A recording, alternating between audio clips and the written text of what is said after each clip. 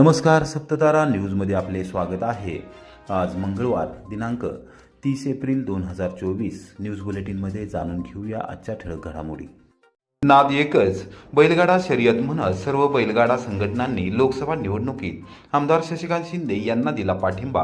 बैलगाडा शर्यती सुरू व्हाव्यात यासाठी जीवाचे रान करून सर्वोच्च न्यायालयापर्यंत धाव घेण्यासाठी पाठबळ देणाऱ्या आणि सर्वसामान्य बैलगाडी शौकीनांच्या पाठीशी कायम ठाम राहणाऱ्या महाविकास आघाडीचे उमेदवार आमदार शशिकांत शिंदे यांच्या पाठीशी ठाम राहण्याचा निर्णय सर्व बैलगाडा संघटनांनी घेतला आहे। सातारा लोकसभा मतदारसंघातील निवडणुकीत सर्व संघटना आमदार शशिकांत शिंदे यांच्या पाठीशी उभ्या राहिल्या असल्याने संपूर्ण निवडणुकीचे चित्र बदलण्याची शक्यता निर्माण झाली आहे। सातारा जिल्ह्यातील बैलगाडा संघटना पदाधिकारी, बैलगाडा मालक आणि शौकीन यांनी आमदार शशिकांत शिंदे यांची भेट घेत पाठिंबा दर्शवला। बैलगाडा मालकांनी स्वतःहून प्रचारपत्र बनवत बैलगाडा चालू करण्यासाठी केलेले प्रयत्न नमूद केले आहेत। सातारा, जावली, कोरेगाव, वाई, महाबळेश्वर, खंडाळा, पाटण, कराड उत्तर व कराड दक्षिण या तालुक्यांमध्ये जाऊन संघटनांनी प्रचारास सुरुवात केली आहे। सातारा जिल्ह्यासह महाराष्ट्रातील अनेक जिल्ह्यात बैलगाडा शर्यत मोठ्या प्रमाणात भरवल्या जातात। खिल्लार बैलांची जात ही नामशेष होत चालली आहे। बैलगाडा हा शेतकरी बांधवांचा अत्यंत जिव्हाळ्याचा प्रश्न होता। या बैलांच्या संवर्धनासाठी कायद्याच्या चौकटीत बसून बैलगाडा शर्यतीवर लवकरात लवकर मार्ग यासाठी अनेकदा शासन दरबारी आवाज उठवला होता। त्याची फलश्रुती म्हणून बैलगाडा शर्यतीच्या निमित्ताने ग्रामीण अर्थव्यवस्थेला संजीवनी देणाऱ्या व ग्रामीण संस्कृतीचे भूषण असणाऱ्या स्पर्धा पुन्हा सुरू झाल्या आहेत। याचाच आनंद असल्याचे आमदार शशिकांत शिंदे यांनी नमूद केले। त्याचबरोबर त्यांनी सर्व संघटनांचे मनापासून आभार मानले आहेत। बैलगाडा शर्यतीवर यापुढे कधीही बंदी आल्यास दिल्ली दरबारीच नव्हे तर संपूर्ण राज्यभरात नक्कीच आवाज उठवेल असा विश्वास बैलगाडा संघटना पदाधिकारी आणि बैलगाडा मालकांना आमदार शशिकांत शिंदे यांनी दिला आहे। एकंबे येथे ग्रामदैवत श्री भैरवनाथ यात्रेनिमित्त विविध कार्यक्रमांचे आयोजन। देवाच्या हळदीच्या कार्यक्रमास भाविकांची गर्दी। एकंबे तालुका कोरेगाव येथील ग्रामदैवत श्री भैरवनाथ देवाची वार्षिक यात्रा मंगळवार दिनांक 30 एप्रिल ते शुक्रवार दिनांक 3 मे या दरम्यान उत्साहात साजरी होत आहे। यात्रेनिमित्त विविध कार्यक्रमांचे आयोजन करण्यात आले आहे अशी माहिती श्री भैरवनाथ यात्रा कमिटीचे अध्यक्ष सुधीर शेळके, उपाध्यक्ष अनिकेत चव्हाण व सचिव संतोष चव्हाण यांनी दिली।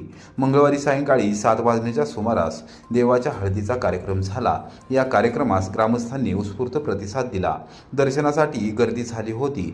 बुधवारी सकाळी 11 वाजता आणि रात्री 11 वाजता देवाचा छबिना निघणार आहे। रात्रीच्या वेळी काढण्यात येणाऱ्या सोंगांना आकर्षक बक्षिसे दिली जाणार आहेत। गुरुवारी पहाटे 5:30 वाजता देवाचा लग्न सोहळा होणार आहे। सकाळी 7 वाजता हजेरी बारी आणि सकाळी 10 वाजता दौलतराव खिल्लारे यांचा लोकनाट्य तमाशा होणार आहे। दुपारी 4 वाजता नामांकित कुस्त्यांचा आखाडा होणार असून शुक्रवारी सायंकाळी 5:30 वाजता तुफान ऑर्केस्ट्राचे आयोजन करण्यात आले आहे। यात्रेनिमित्त आयोजित कार्यक्रमास ग्रामस्थांनी उपस्थित राहावे असे आवाहन श्री भैरवनाथ यात्रा कमिटी, ग्रामस्थ मंडळ आणि ग्रामपंचायतीच्या वतीने करण्यात आले आहे। खासदार उदयनराजे भोसले यांचा आमदार महेश शिंदे यांच्या समवेत कोरेगाव विधानसभा मतदारसंघात झंझावती दौरा। कृष्णा खोरे विकास महामंडळाचे उपाध्यक्ष नामदार महेश शिंदे यांच्या समवेत सातारा लोकसभा मतदारसंघातील महायुतीचे उमेदवार खासदार श्रीमंत छत्रपती उदयनराजे भोसले यांनी कोरेगाव विधानसभा मतदारसंघातील विविध गावांचा मंगळवारी दिवसभर झंझावती दौरा केला। दोन्ही नेत्यांच्या भेटीने या परिसरातील आबालवृद्ध भारावून गेले। यावेळी त्यांची विचारपूस करून आशीर्वाद घेतले। साताऱ्याच्या छत्रपतींच्या गादीचा मान राखण्यासाठी महायुती उमेदवाराला मोठ्या मताधिक्याने विजयी करण्याचा निर्धार या परिसरातील ग्रामस्थांनी बोलून दाखवला। प्रत्येक गावामध्ये फटाक्यांच्या आतषबाजीत स्वागत करण्यात आले। जागोजागी सुवासिनींनी औक्षण केले। या परिसरातील विविध मंदिरामध्ये जाऊन खासदार श्रीमंत छत्रपती उदयनराजे भोसले व नामदार महेश शिंदे यांनी देवी देवतांचे दर्शनही घेतले। या संपूर्ण दौऱ्यात जिल्हा बँकेचे संचालक सुनील खत्री, जिल्हा नियोजन समितीचे सदस्य राहुल प्रकाश बर्गे, भाजपचे कोरेगाव मंडल अध्यक्ष संतोष जाधव, शाहूराज फाळके, कोरेगावचे माजी उपनगराध्यक्ष जयवंत पवार यांच्यासह प्रमुख पदाधिकारी सहभागी झाले होते। दुधनवाडी, बनवडी, अरबवाडी, आंबोडे समत, वाघोली, पिंपोळे खुर्द, देऊर, हासेवाडी, चिलेवाडी, भाडळे, कवडेवाडी, हिवरे, किन्ही, चंचळी, शेंदुरजणे व कुमठे येथे विविध ठिकाणी भेटी देण्यात आल्या। सर्वसामान्य पदाधिकारी व कार्यकर्त्यांशी संवाद साधण्यात आला। त्याचबरोबर नागरिकांच्या भेटीगाठी घेण्यात आल्या। यावेळी विविध संस्थांचे पदाधिकारी, कार्यकर्ते व ग्रामस्थ यावेळी उपस्थित होते. नवमतदारांसह वयोवृद्ध मतदारांचा निवडणुकीकडे पाहण्याचा दृष्टिकोन सकारात्मक. कोरेगावात जनजागृती पथकाचा मतदारांशी संवाद. ज्यांनी कित्येक निवडणुका पाहिलेत असे आजोबा आणि जो पहिलेच मतदान करणार आहे असा नवमतदार, अशा दोन्ही घटकांनी मतदानासाठी जनजागृती करणाऱ्या पथकास सकारात्मक प्रतिसाद दिला. कोरेगाव शहरातील मतदान केंद्र क्रमांक 222 अंतर्गत मंगळवारी सायंकाळी जनजागृती करण्यात आली. त्यावेळी नवमतदार व ज्येष्ठ मतदारांशी संवाद साधण्यात आला. गृह भेटीवर विशेष भर दिला जात आहे. विशेषतः 50% कमी मतदान असणाऱ्या भागांमध्ये स्वीप पथकातील कर्मचारी जाऊन आढावा घेत आहेत आणि मतदारांना मतदानाचे आवाहन करत आहेत. त्यांच्या अडचणी सोडवत आहेत. जिथे गरज भासेल तिथे बूथ लेवल ऑफिसर अर्थात BLO यांच्याशी त्यांचा संपर्क करून दिला जात आहे. त्या अंतर्गत कोरेगाव 222 या मतदान केंद्रामध्ये जनजागृतीसाठी गृहभेटी देण्यात येत आहे. यावेळी 81 वर्षाचे ज्येष्ठ मतदार गणपत माने यांच्याशी पथप्रमुख यशेंद्र क्षीरसागर यांनी संवाद साधला. तसेच नवमतदार चिरंजीव अथर्व शिंदे यांची देखील छोटीशी मुलाखत घेतली. यावेळी दोन्ही घटकांकडून प्रतिसाद मिळाला हे महत्त्वाचे. नमस्कार.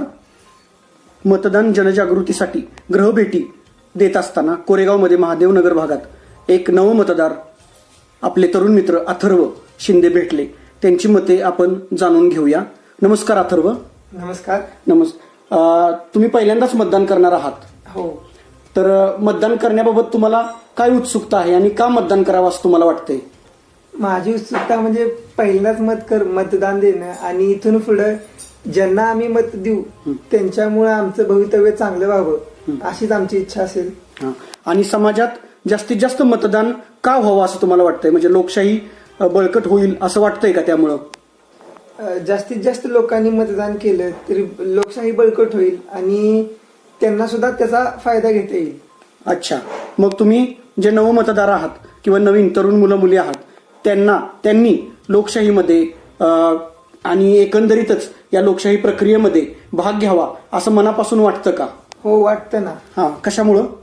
इथून आता आपण ज्यांना मत देऊ ते आपलं भवितव्य घडवणार आहेत आणि जर आपण मत नाही दिलं तर पुढचे 5 वर्ष किंवा कितीही वर्ष आपण म्हणजे मत तर एकदाच देतात आपल्याला. त्यामुळे मत देण्यास सगळ्यांचा अधिकार आहे.